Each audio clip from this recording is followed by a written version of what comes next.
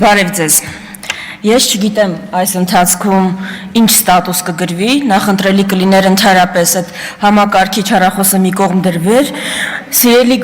լրագրող գործընկերներ, հիշում եք դուք ամիսներ առաջ այստեղից քննարկում էինք Ալեքսանդր Սիրունյանի թեկնածությունը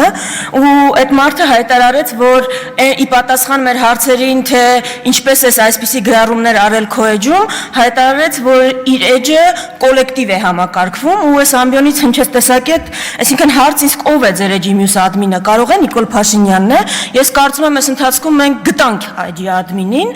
եւ այդ կապակցությամբ էլ կարելի է նաեւ շնորհավորել, բայց ինչ եմ ուզում ասել, որ Նիկոլ Փաշինյանին, որ իսկապես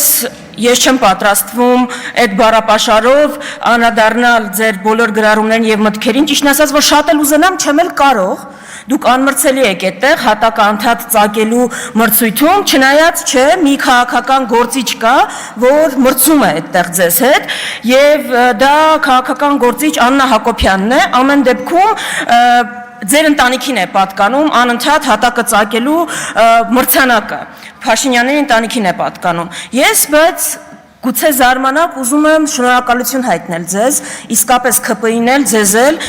ինչի համար եմ ուզում շնորհակալություն հայտնեմ, ուզում եմ շնորհակալություն հայտնել այս համապարփակ ու ամբողջական լյուստրացիայի համար, որ դուք արել եք։ Ես չեմ պատկերացնում, որ որևէ մեկը ձեր փոխարեն կարող էր այսքան համապարփակ լյուստրացիա իրականացնել, ով կպատկերացներ, որ երբեմն ընդդիմադիր գործիչներ, Զարուհի Բաթոյանը, Մարիա Կարապետյանը, ովքեր միշտ հանդես էին գալիս անձնական կյանքի պաշտպանության դիրքերից, անձի պատկանող ինֆորմացիան պաշտպանելու դիրքերից, արդեն պետական պաշտոնյայի դիրքերում ամեն կերպ, անգամ գաղափարապես կհիմնավորեն, որ պետական պաշտոնյան պատերազմից 5 պակաս հենց հիմա երկրի առաջնային օրակարգ պիտի դարձնի հոգևորականների ենթադրյալ զանցանքները։ Ինձ մոտ ընդհանրապես տպավորություն է, թե Նիկոլ Փաշինյանը մի օր գա հայտարարի, որ հայ ազգը պիտի վերանա, որ ադրբեջանական ազգը ապրի, Մարիա Կարապետյանը դրա մասին մի հատ նենց գաղափարական ելույթ կգրի, մի հատ իսկապես նենց գաղափարական ելույթ կգրի։ Ես ուզում եմ ձեզ շնորհակալություն հայտնել ժողովրդավարական լյուստրացիայի համար, ով կպատկերացներ, որ ժողովրդավարության դիրքերից հանդես եկող Արման Եղոյանը եւ Ռուբեն Ռուբինյանը ընդդիմադիր ժամանակվա ամենակուրծք ծեծելով կպաշտպանեն ձեր գործողությունները, օրինակ հայտնի գործարարի նկատմամբ, ով ընդամենը հայտարարել է, որ եկեղեցու դեմ արշավին ինքը կմիջամտի իր ձևերով։ Ով կպատկերացներ ընդամենը 6-7 տարի առաջ։ Իսկապես դուք իրականացրել եք համապարփակ լյուստրացիա, ցույց եք տվել բոլորի արժեքները եւ դեմքը, Սիսակ Գաբրիելյանն էլ այդ շարքում։ Հիմա ես ուզում եմ մեր հայրենակիցներին ուղղակի ներկայացնել, թե այս ամեն ինչը ինչի համար է իրականացվում։ Շատ է խոսվել, որ ադրբեջանական պահանջով է իրականացվում, շատ է խոսվել, որ թշնամական օրակարգի հետ ամենը ճիշտ է, բայց այս ամենը նաև իրականացվում է վախի ուղերձ փոխանցելու համար։ Ինչ է մեզ ասում Նիկոլ Փաշինյանը։ Նիկոլ Փաշինյանը եւ իր թիմը ուղիղ մեզ ասում է. եթե ես աշխարհի ամենաազդեցիկ հայերից մեկի նկատմամբ ուղղակի եկեղեցին պաշտպանելու իր հայտարարության համար կարող եմ իրականացնել նման ապօրինություն, եթե իմ կինը ամենավերջին բառերով իր սոցցանցերում կարող է անդրադառնալ սրբազաններին ու ամենայն հայոց վեհապարին, դուք պատկերացնում եք ձեզ հետ ինչեր կկատարվի։ Եթե դուք համարձակվեք քննադատել մեզ, եթե դուք համարձակվեք համաձայն չլինել մեզ հետ, այս վախի ուղերձն է փոխանցվում մեզ։ Բայց ես հարց ունեմ, ինչ պիտի անեք,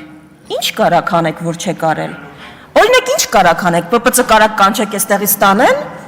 արել եք, բանտեր կարող եք նստեցնել, արել եք շատերի նկատմամբ, Սրբույր Գալեյան ուր է, բանտում քանի տեղ կա, Սրբույր Գալեյան քանի տեղ ազատ կա Հայաստանի բանտերում, 1000, 1200, բոլորին չեք տեղավորելու, ինչ ուզում եք արեք, բոլորին չեք կարա տեղավորեք, ուրեմն,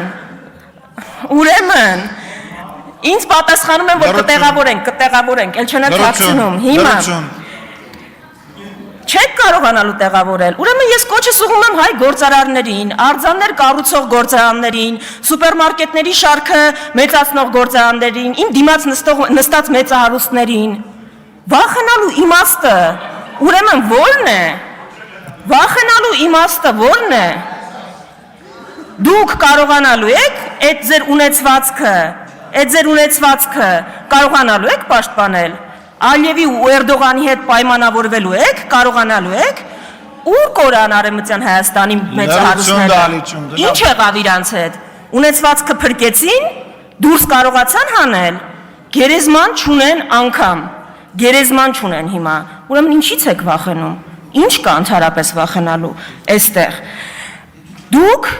եկեղեցու դեմ Ադրբեջանի պահանջով իրականացվող արշավը քողարկում եք իբր այսպես եկեղեցու կանոնները պաշտպանելու դիրքերից հանդես եկող մարդու իրականացված արշավ, մտահոգ եւ սրտացավ։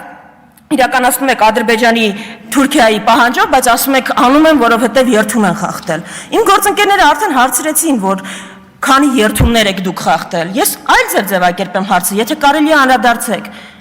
Խոստում ու երթում կա, որ պահել եք։ Հայ ժողովրդին տված խոստում ու երթում, Ալիևին տվածները չեն հաշվում, խոստում ու երթում կա, որ չեք խախտել, չեք վերաբան արել, գետնով տվել։ Հիմա ես ուզում եմ նաև այստեղից դիմել որդիական խոնարհությամբ, ամենայն հայոց վեհապարին, ուզում եմ դիմել բոլոր սրբազաններին։ Սա իսկապես թշնամական արշավ է, որ ձեր դեմ իրականացվում է, բայց ձեզ համար շատ պարզ պիտի լինի, կարծում եմ, որ Հայաստանի Հանրապետության քաղաքացիների մեծամասնության համար, եթե անգամ հայ առաքելական եկեղեցու բոլոր սրբազանները խախտած լինեն կուսակրոնության ուխտը, դա ոչինչ է այն հանցանքների առջև, որը դուք իրականացրել եք ձեր թիմով։ Հայ ժողովրդին հիմա չի հետաքրքրում։ Գնացեք, հենց հիմա Բաղրամյանում ցույց անող անհետ կորածների ծնողներին տեսեք, որ հարցն է հետաքրքրում։ Հետաքրքրում է արդյոք սրբազաններից որևէ մեկը ենթադրյալ կուսակրոնության ուխտը խախտել է, թե իր երեխան որտեղ է։ Հարց ինձ այսօր այստեղ բերող վարորդին տաքսում ագարակից չէր հետաքրքրում կուսակրոն հոգևորականներից որ մեկն է ուխտը խախտում։ Հետաքրքրում էր հեղուկ գազը ինչու է այդքան թանկացել։ Կուսակրոն հոգևորականների ենթադրյալ իրենց ուխտը խախտելու հետևանքով, ջերմունքում հիմա թուրքերը։ Կուսակրոն հոգևորականների ենթադրյալ իրենց ուխտը խախտելու հետևանքով եք դուք Սոնա Մնացականյանին ավտոյի տակ գցել եւ հեռացել։ Մեր ո՞ր մի խնդիրն է այս խնդրի հետ կապված։ Ուրեմն ինչի եք այս խնդիրը արհեստականորեն օրակարգ բերել։ Որ այս հարցերին չպատասխանեք, որ այս հարցերից կարողանաք խուսափել։ Դրա համար հաստատ կուսակրոն հոգևորականների ենթադրյալ իրենց ուխտը խախտելու հետևանքով չի, որ եռաբլուրը մեծացել ու կրկնապատկվել է, ու մենք անվտանգային ճգնաժամի մեջ ենք։ Դրա համար մեր հայ առաքելական Սուրբ եկեղեցին պիտի իմանա, որ հիմա ինքը ունի ավելի շատ աջակիցներ, քան կարող են պատկերացնել, քան երբևէ երևի ունեցել է։ Երբևէ։ Այդ աջակիցների թիվը Հայաստանում չկա հրապարակ, որ դա կտեղավորի, ու դա է հանրային տրամադրությունները, ու դա է, որովհետև դուք ում հարվածում եք, ում թիրախավորում եք, իր շուրջ մոբիլիզացիա եք ստեղծում։ Դե երևի դրա համար էլ արժի ձեզ շնորհակալություն հայտնել։ Ուրեմն հայ առաքելական եկեղեցին պիտի իմանա, որ հայ ժողովրդի մեծամասնությունը իր կողքին է եւ այստեղ որևէ նահանջի տեղ չկա, որովհետև եթե ընդգրկեն շանտաժներին, տեղի կտան այդ շանտաժներին,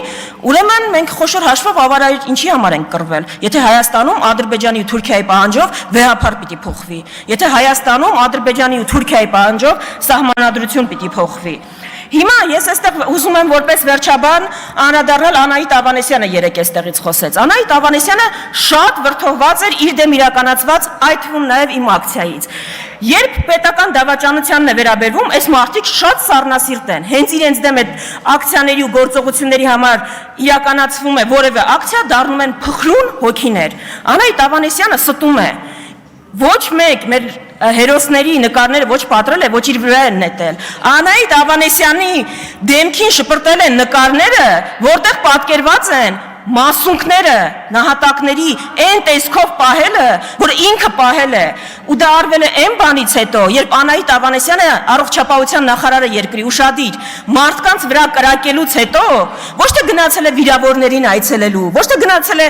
հոգատարություն ցույց տալու, այլ ողջունել է ոստիկանների գործողությունը։ Գիտեք, ձեր երեսպաշտությունը սահման չունի, դուք նման եք այն հանցագործին, որ սպանում է իր ծնողներին, հետո դատարանում, որ դա ներկայացնում է իր որբ լինելը որպես մեղմացուցիչ հանգամանք։ Այ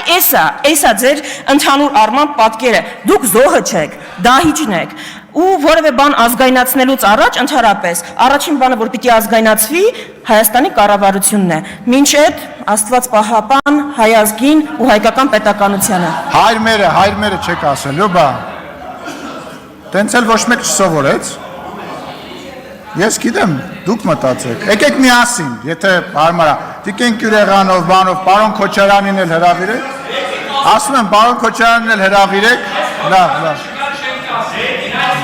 Քոչարյանների ներկայությամբ Էլինար Վարդանյան, համեցեք։